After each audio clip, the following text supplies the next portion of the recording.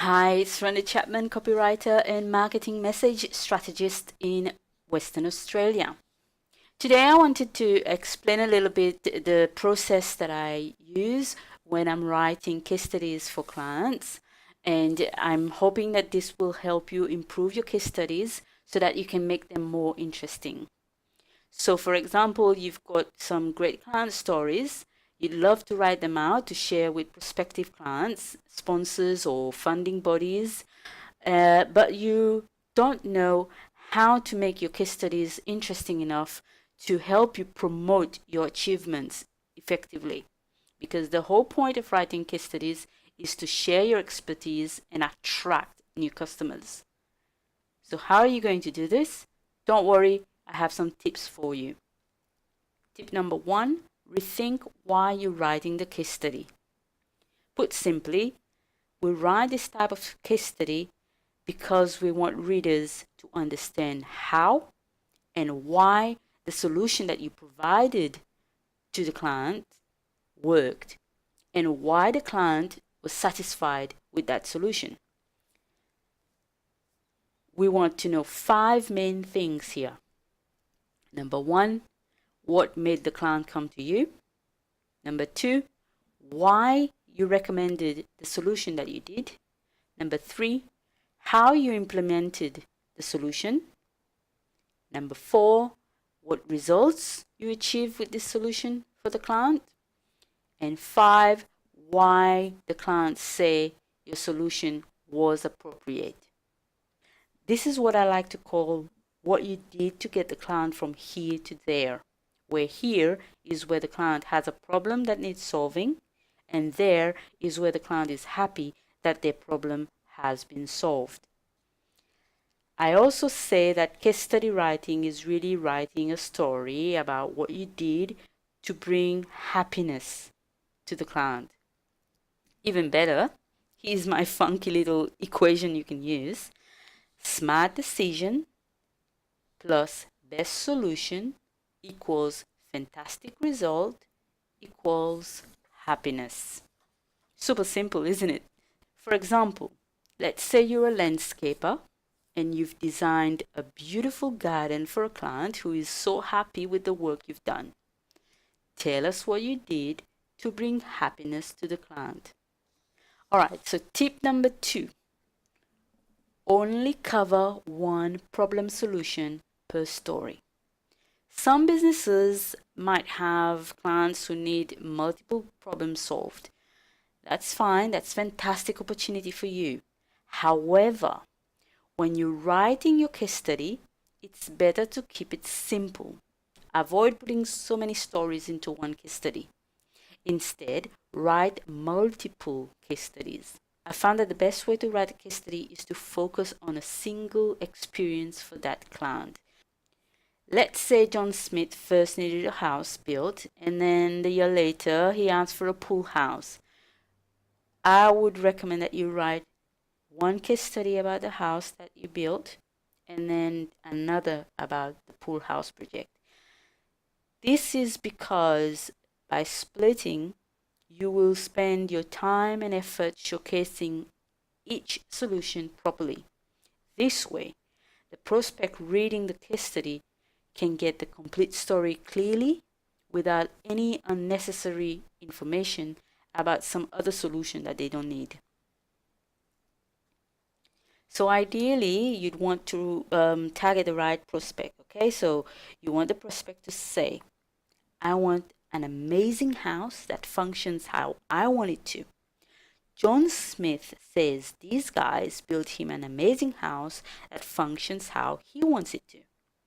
These guys sound like they can build my house. Aha! I should call these guys. So that's what you want the prospect to think. If you had included the pool project in there, that's irrelevant for that client because they came here for the house. But having said that, I do sometimes recommend that you have multiple stories in your case study. I only say this when you have multiple clients who need the same solution, or a client who needed the same solution but across different areas. Here's what I mean. Let's look at multiple clients needing the same solution. Okay. An example would be you invented a new software and you sold it to 10 different organizations. Tell us about this new software, why it was needed, what problem it solved for these organizations, and so on. Now let's look at the client who needed the same solution across different areas. An example would be you designed a unique software for an organization and you delivered it to all of its regional offices. Each team also needed their software customized to suit their unique activities. So your case study would be broken into mini case studies because you want to show us how each branch adapted the software. Does that make sense? Awesome. So now that you know how to pick a single story versus multiple stories, let's move on to asking questions to extract stories. As a professional case study writer, I don't like sending a questionnaire to clients and asking them structured questions for my case studies. A good case study writer will interview to get that rich dialogue and ask questions that extract useful information. You can do this over the phone, in person, via Skype, on Zoom, whatever conferencing tool you want to use. You'd be amazed how much clients are willing to open up if you're having a live dialogue with them. If you haven't done this part before, I'm going to recommend an easy solution. Practice with someone who has just finished helping a client of their own. All right, so consider having a sit-down conversation with another business owner and ask them some questions about the solution they just provided to that client. Use an app on your phone. There's one that I use and it's called MP3 recorder. There's heaps. Just record the conversation so that you can play it back and understand the type of questions that you used and the answers that you sort of might get when you talk to your own clients. During this conversation, we're going to ask questions that will help you dig further, and you won't stop asking until you've heard enough about the story. All right, some questions could be, why did the client come to you? What problems were they facing before they came to you? What had they already tried before they came to you? So let's say they tried doing it on their own, they tried this solution, that solution, and so forth. Did they try other services before they came to you? So did they go to your competition? What happened when they did that? Why were they unhappy with those solutions? Which solution did you have in mind right away when they were telling you all this? Why was that a good solution? Is that the solution you went on to provide to the client? Why? Why not? If it was a why not, then what other solution did you provide in the end? And so on. All right, so these are some of the questions that you can practice with your person so that you can get better questions or get good at interviewing your own clients about their stories of the solution that you provided your clients.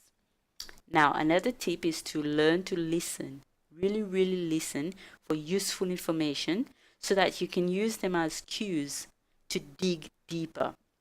So you need to be flexible with your questions. That's because it's impossible for you to predict how the conversation will go. So even if you wrote down 20 questions before your conversation, you can ask additional questions to get the answers you want. If you're not good at listening, you will miss the opportunity to ask more questions. So for example, your client might say things like, we bought off-the-shelf software and it didn't work and so forth. So then you can jump in and ask, where did you buy this software? What they called? Can you share reasons why you think they didn't work? and things like that. It's what and how you ask that will determine the answer you receive for your case study. So this exercise will help you come up with insightful questions to ask your own clients. Once you have all the questions, then you sharpen them by removing the fluff and making sure that they're clear. So if your business has unique stories that can help you attract clients, then I highly recommend writing some case studies.